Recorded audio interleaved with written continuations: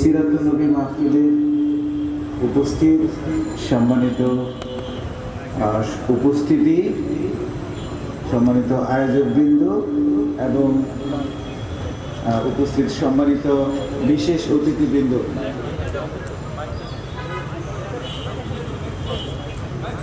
আচ্ছা আমাকে শোনা যাচ্ছে?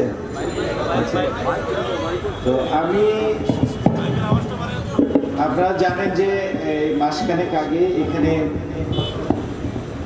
পুলিশ কমিশনার হিসেবে যোগদান করেছি। তো আমাকে আজকে দাওয়াত দিয়েছিলেন, তো আমি তাদের দাওয়াত গ্রহণ করেছি। কিন্তু আমি এখন খুব চ্যালেঞ্জের মধ্যে পড়ে গেছি। এখন আমাকে বলতে হবে, আরেকটা চ্যালেঞ্জ মনে হয় আমাদের যারা আয়োজক আছেন তাদের, কারণ আমি যদি শুরু করি এই বয়ান তাহলে কয়জন লোক এখানে থাকবেন আমি বলতে পারছি না। যাই হোক, আমি মহানবী সাল্লাল্লাহু আলাইহি ওয়াসাল্লামের জীবনের দু চারটা বিষয় সম্পর্কে একটু সংক্ষেপে বলবো। আমি যেহেতু পুলিশ কমিশনার হিসেবে এখানে আছি এবং আমাদের কাজ হচ্ছে জনগণের জান এবং মালের হেফাজত করা, আমি সেই আঙ্গিকে আমাদের মহানবী সাল্লাল্লাহু আলাইহি ওয়াসাল্লামের নীতি এবং আদর্শ সম্পর্কে আপনাদেরকে কিছু কথা বলতে চাই। একটা অন্ধকারাচ্ছন্ন যুগে আমাদের এই মহানবীর আবির্ভাব হয়েছিল। সেখানে এমন কোনো অন্যায় অত্যাচার ছিল না যেটা হতো না। সবচেয়ে জঘন্যতম কাজ ছিল কন্যা শিশুদেরকে জীবন্ত পুঁতে ফেলা হতো। এই অনাচার দূর করার জন্য, সমাজে শান্তি প্রতিষ্ঠা করার জন্য, সামাজিক শৃঙ্খলা ফিরিয়ে আনার জন্য, জনগণকে, এই পৃথিবীর মানুষকে হেদায়েতের জন্য আমাদের শেষ নবী হিসেবে আমাদেরকে পাঠালেন মহান সৃষ্টিকর্তা, মহান রাব্বুল আলামিন, আমাদের এই প্রিয় নবী হযরত মুহাম্মদ সাল্লাল্লাহু আলাইহি সাল্লামকে। তার প্রতিটি কথা, প্রতিটি বক্তব্য, প্রতিটি আচরণ আমাদেরকে নিয়ম, নীতি, শৃঙ্খলা এবং আদর্শ শিখায়, আমাদেরকে মানবতার কথা শিখায়। আমি একটা ঘটনার কথা বলি, এটা একটা হাদিস আছে। এক মহিলার বিরুদ্ধে অভিযোগ হলো উনি কিছু একটা জিনিস চুরি করেছেন। তো কয়েকজন এসে আমাদের নবী সাল্লাল্লাহু আলাইহি সাল্লামকে বললেন যে এই মহিলা খুব সম্ভ্রান্ত, তাকে আপনি মাফ করে দেন, উনি খুব সম্মানিত, সম্ভ্রান্ত, তাকে মাফ করে দেন। তখন আমাদের মহানবী সাল্লাল্লাহু আলাইহি সাল্লাম কি বলেছেন?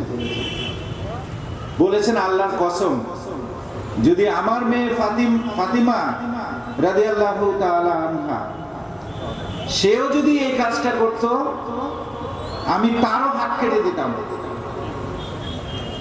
এই হচ্ছে ইসলামের শিক্ষা। আইন সবার জন্য সমান, আইন প্রয়োগ হবে সমানভাবে, এখানে কোনো বড় নেই, এখানে কোনো ছোট নেই।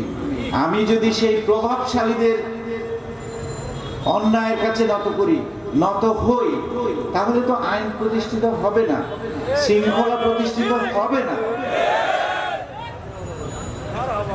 তাহলে আমরা কি সে প্রভাবশালীকে ভয় করি না আমরা আল্লাহকে ভয় করি? যদি আল্লাহকে ভয় করি তাহলে অন্য কাকে ভয় করার প্রয়োজন? আমার অন্য কাউকে ভয় করার প্রয়োজন নেই। তো আমাদের মহানবী সাল্লাল্লাহু আলাইহি ওয়াসাল্লামের এই একটা নীতির কথা বললাম, উনি সবার জন্য সমান আইন, সবার জন্য সমান, সবার জন্য সমান অধিকার, এটা নিশ্চিত করে গেছেন। উনি সাম্যের কথা বলেছেন, মানবতার কথা বলেছেন। এরকম একটা হাদিস আছে, আমি তো আরবি ওরকম ভালোভাবে বলতে পারবো না, যে তোমার প্রতিবেশী যদি 40 পরিবার অভুক্ত বা অনাহারে থাকে তাহলে তোমার ইবাদত কবুল হবে না। আমরা একটু গভীরে যাই, তাহলে 40 পরিবার বলতে আমরা কি শুধু মুসলিমকে বোঝাচ্ছি? না, প্রতিবেশী সে মুসলিম হতে পারে, অমুসলিম হতে পারে, যে কেউ হতে পারে। তাদেরকে অভুক্ত রেখে আমি নিজে ভরপেট খেলাম আর আল্লাহর ইবাদত করলাম, তাহলে আমি কিন্তু চ্যালেঞ্জের মধ্যে আছি। আমারই বলা হয়েছে যে এই ইবাদতটা কবুল করা নাও হতে পারে। এই হচ্ছে নবীর শিক্ষা। আজকে আমাদের নবী করিম সাল্লাল্লাহু আলাইহি ওয়াসাল্লাম, তার মাধ্যমে আমরা আল্লাহকে জেনেছি, আল্লাহকে চিনেছি। আল্লাহ আমাদেরকে নির্দেশ দিয়েছেন, ইন্নাল্লাহা ওয়া মালাইকাতাহু, নিশ্চয়ই আল্লাহ এবং তার ফেরেশতাগণ ইউসাল্লুনা আলান নবী, আল্লাহর উপর দরুদ পাঠ করেন। ইয়া আইয়ুহাল্লাযিনা আমানু সাল্লু আলাইহি ওয়া সাল্লিমু তাসলিমা, এবং বিশ্বাসীগণ তোমরাও সেটা করো। নবীর, আমাদের এই মহানবীর মর্যাদা কতটুকু, তাহলে একদল ফেরেশতাকে আল্লাহ নির্দেশ দিয়েছেন এবং তারা সব সময় আমাদের এই নবীর উপর দরুদ এবং সালাম পাঠ করেন। তো আমরা ধরেন এই নবীর আদর্শটা যদি ধারণ করতে না পারি, তাহলে এই সমাজটাকে কিভাবে আমরা সুন্দর করব, ভালো করব? আমি ব্যবসা করছি, আমি ওজনে কম দিচ্ছি, আমি ব্যবসা করছি, আমি ভেজাল দিচ্ছি, সেই খাবার খেয়ে মানুষের অসুখ হচ্ছে, বিসুখ হচ্ছে। আল্লাহর রাহে আমি রোজা রাখছি, ওই সময়ে মালামাল স্টক করে জিনিসের দাম বৃদ্ধি করা হচ্ছে। তাহলে কোথায় ইসলাম? ওয়াকিমুল ওয়াজনা বিল কিসতি ওয়ালা তুকসিরুল মিজান, ন্যায় প্রতিষ্ঠা করো, ওজনে কম দিও না। তো এখন এই সামাজিক শৃঙ্খলাগুলো নষ্ট হয়ে গেছে কেন? আমরা তো এই আদর্শ, এই শিক্ষাটা ধারণ করতে পারিনি। এটা যদি আমরা ধারণ করতাম, তাহলে আমাদের সমাজটা আরো সুন্দর হতো, আরো ভালো হতো।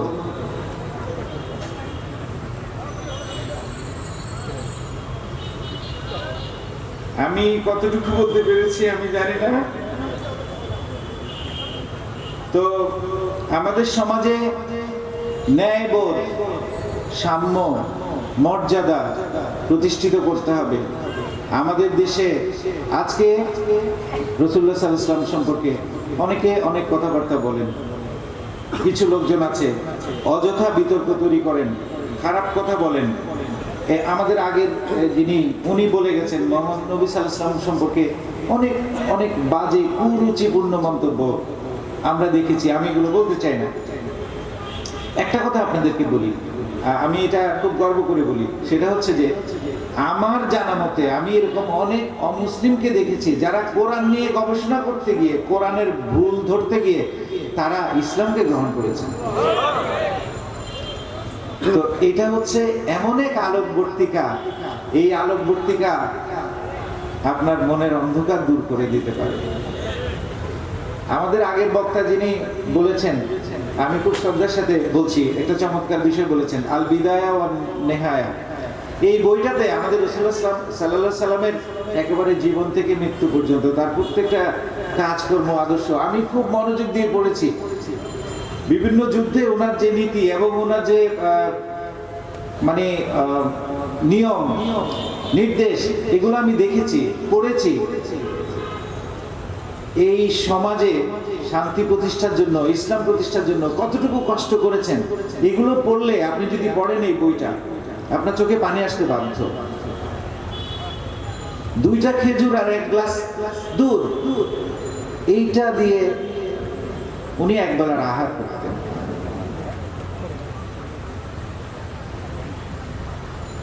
আপনি চিন্তা করেন এখনকার অবস্থা, আশপাশের লোকজনকে অভুক্ত রেখে আমরা তো ওই যে আমাদের প্লেটে, আমাদের ইয়েতে কত কয় পদের খাবার। এই যে সামাজিক শৃঙ্খলাগুলো এইভাবে নষ্ট হয়।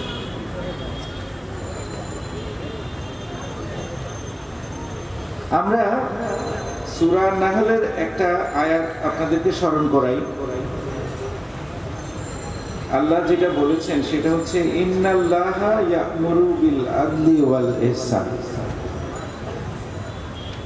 নিশ্চয়ই আল্লাহ ন্যায় এবং উত্তম আচরণের আদেশ দেন। এটাই ধর্ম, এটাই ইসলাম। ন্যায় প্রতিষ্ঠা করতে হবে, উত্তম আচরণ করতে হবে।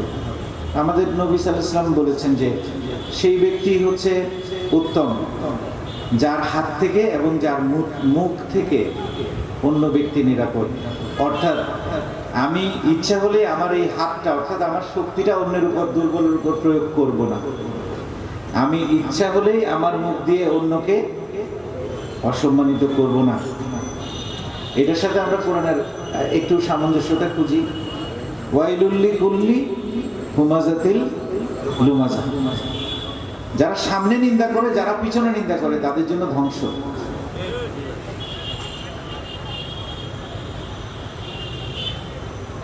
তো আমাদের রাসূলুল্লাহ সাল্লাল্লাহু আলাইহি ওয়াসাল্লামের জীবনী থেকে যারা আজকে নিন্দা করেন, একটা উদাহরণ দেন যে উনি এরকম কাউকে নিন্দা করেছেন, সামনে পিছনে। মক্কা থেকে কুরাইশদের অত্যাচারে ওনাকে হিজরত করতে হয়েছে, পাথর মেরে তাকে রক্তাক্ত করা হয়েছে, একটা দাঁতও পড়ে গেছিল সম্ভবত। উনি কি বলেছেন? হে আল্লাহ, তাদেরকে জ্ঞান দাও, তাদেরকে ক্ষমা করো। প্রতিশোধ তো নেন নাই। মদিনাতে হিজরত করার পর একটা নীতি তৈরি করলেন, মদিনা সনদ। সেই মদিনা সনদে, আমরা এটাকে ইসলামের মানব জাতির প্রথম সংবিধান বলি, সেখানে ঘোষণা করা হলো যে এখানে মুসলিম অমুসলিম সবাই সমান, অর্থাৎ নাগরিক হিসেবে সবাই সমান মর্যাদা লাভের অধিকারী। আজকে আমি মুসলিম, আমি আল্লাহকে বিশ্বাস করি, আমি আমার নবীকে ভালোবাসি। অমুসলিম যারা, তাদের প্রতি আমার দৃষ্টিভঙ্গিটা কি? তাদেরকে আমি ঘৃণা করি বা ঘৃণা করব? অমুসলিম বলে তাদেরকে ঘৃণা করার কথা কিন্তু কোরআনে কিন্তু বলা হয়নি। আমি একটু আগে ওই উদাহরণটা দিয়েছি, প্রতিবেশী যদি 40 জন অভুক্ত থাকে তাহলে তোমার ইবাদত গ্রহণ করা হবে না, সেখানে কিন্তু অমুসলিমও আছে। কোরআনের সুস্পষ্ট বিধান, তোমরা অন্য ধর্মের যারা অবিশ্বাসী, তারা যাদের উপাসনা করে তাদেরকে নিয়ে খারাপ কথা বলো না। যদি করো তাহলে তারা ভুলবশত তোমার রবকেও গালি দিতে পারে। তাহলে আমাদের ধর্মের শিক্ষা এটা, এই মুসলিম মানে হলো আমি আল্লাহতে আত্মসমর্পণকারী, আল্লাহ যে বিধান দিয়েছেন আমি সেই বিধানটা মান্য করব। সেই বিধানে মানবতাকে সবসময় উচ্চে তুলে ধরা হয়েছে, সেখানে মুসলিম, হিন্দু, বৌদ্ধ, খ্রিস্টান বলে কোনো কিছু নেই।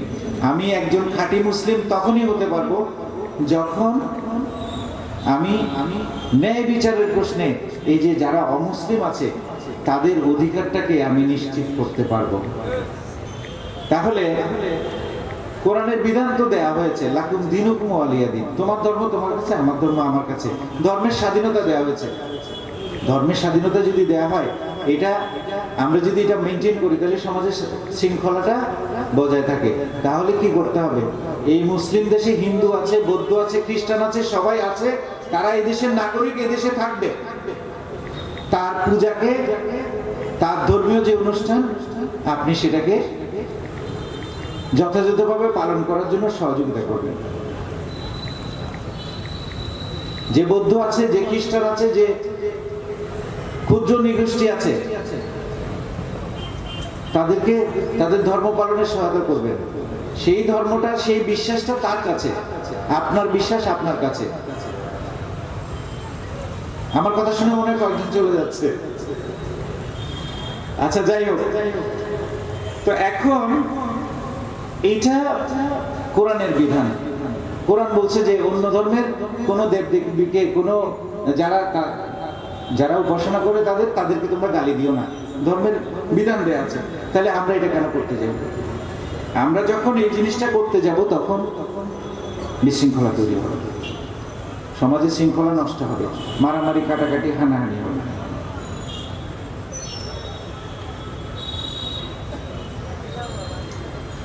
আমাদের নবী সাল্লাল্লাহু আলাইহি ওয়াসাল্লাম আমাদেরকে শিখিয়েছেন অন্যায় হলে অন্যায়কে রুখতে হবে।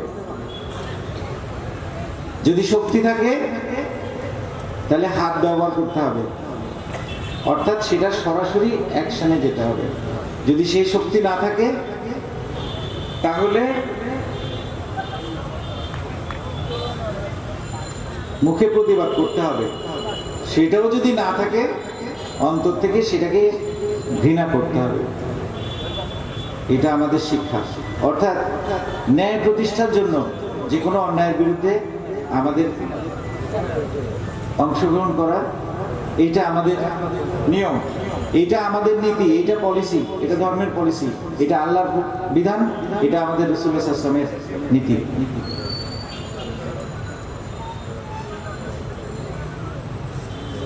তাহলে আমাদের এখানে চুরি হচ্ছে, ডাকাতি হচ্ছে, ছিনতাই হচ্ছে, চাঁদাবাজি হচ্ছে, আমি চুপ,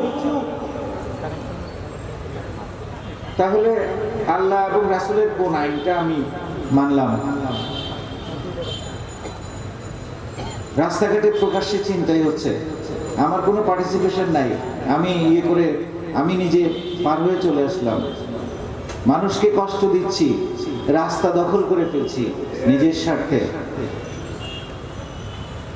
তাহলে কি আমি অন্যের অধিকার নষ্ট করছি না? ফুটপাতটা দেওয়া হয়েছে হলো যে সাধারণ জনগণ যেন নিরাপদে হাঁটতে পারে, চলাচল করতে পারে, সেটাকে আপনি আপনার ব্যবসার ক্ষেত্র বানিয়ে ফেললেন। পিছনে আপনাকে কয়েকজন কমরাচন্দ্র আপনাকে সাপোর্ট দিল, এটা অন্যায় না? অন্যের অধিকার, অন্যের হক নষ্ট করার অধিকার কে দিয়েছে আপনাকে? তাহলে এই জায়গাগুলোতে তো আমাদের কাজ করতে হবে। এইটা যদি আমরা নিরাপদে, আমরা যদি বিনা বাধায় যদি মেনে নেই, তাহলে তো আমি ধর্মের কাজটা করলাম না। তাহলে সামাজিক অনাচার দূর করার জন্য আমাদের সবাইকে এগিয়ে আসতে হবে।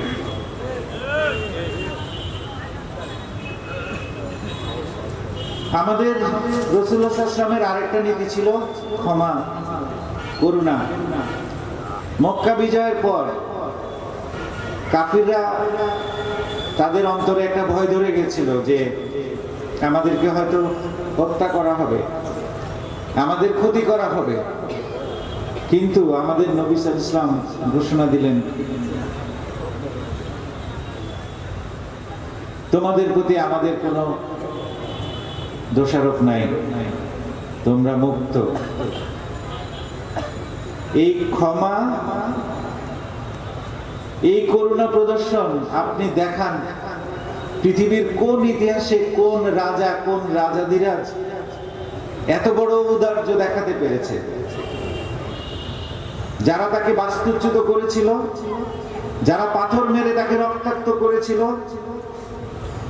যারা বিভিন্নভাবে তার বিরুদ্ধাচরণ করে বহু তার সঙ্গী সাথী সাহাবীদের হত্যা করেছিল, যুদ্ধ করেছিল, উনি ক্ষমা করে দিয়েছেন। তো এই ক্ষমার নীতি, এই করুণার নীতি, এইটা আমাদের রাসূলুল্লাহ সাল্লাল্লাহু আলাইহি ওয়াসাল্লামের আদর্শ। আমরা কি পারি যে আমাদের রাসূলুল্লাহ সাল্লাল্লাহু আলাইহি ওয়াসাল্লামের তো বহু এরকম পলিসি আমাদেরকে দিয়ে দিয়েছেন, আমরা সবটা না পারি, আমরা কি একটা করতে পারি? একটা যে আমি অন্যায়কে প্রশ্রয় দিব না, আমি ওজনে কম দিব না, আমি অন্যের হক নষ্ট করব না, একটা যদি করতে পারি। এখন আল্লাহ তাআলাই ভালো জানেন, আল্লাহ তাআলাই ভালো জানেন, হয়তো এই উসিলায় আল্লাহ আমাদেরকে ক্ষমা করে দিতে পারেন। তো আমি অনেক কথা বলে ফেললাম, এখন আমি জানি না যে আমার এই বক্তব্যটা এই ধর্ম সম্পর্কে আসলে আমার খুব একটা ভালো নলেজ ওরকম নাই, এবং আমি খুব চ্যালেঞ্জের মধ্যে আছি। এখানে আজকে যে কথাগুলো বলছি সেই কথাটা কোন বিতর্ক তৈরি করে। যাই হোক, আমি এলাকার এই মেট্রোপলিটন পুলিশের কমিশনার হিসেবে আপনাদের কাছে এই আহ্বান করতে চাই, আমরা এই দেশের শান্তির জন্য, শৃঙ্খলার জন্য, আমাদের নবীর আদর্শ প্রতিষ্ঠা করার জন্য আমরা কাজ করি। এবং এইটা একই সাথে আমাদের ইবাদতও হচ্ছে, এটা আমাদের দেশের কাজও হচ্ছে। এটা যদি আমরা করতে পারি তাহলে সমাজের শান্তি, সমাজের শৃঙ্খলা ফিরে আসবে, আমরা সবাই ভালো থাকবো। তো আমার বক্তব্যে যদি আপনারা কেউ মনক্ষুণ্ণ হয়ে থাকেন, আমি দুঃখ প্রকাশ করছি। আমি আমার আন্ডারস্ট্যান্ডিংটা বললাম, আমার আন্ডারস্ট্যান্ডিংটা ভুল হতে পারে। তো সবাই ভালো থাকবেন, আপনাদের সাথে আবার দেখা হবে, আবার কথা হবে। ওয়া আখির দাওয়ানা আলহামদুলিল্লাহি রাব্বিল আলামিন। আসসালামু আলাইকুম ওয়া রাহমাতুল্লাহ।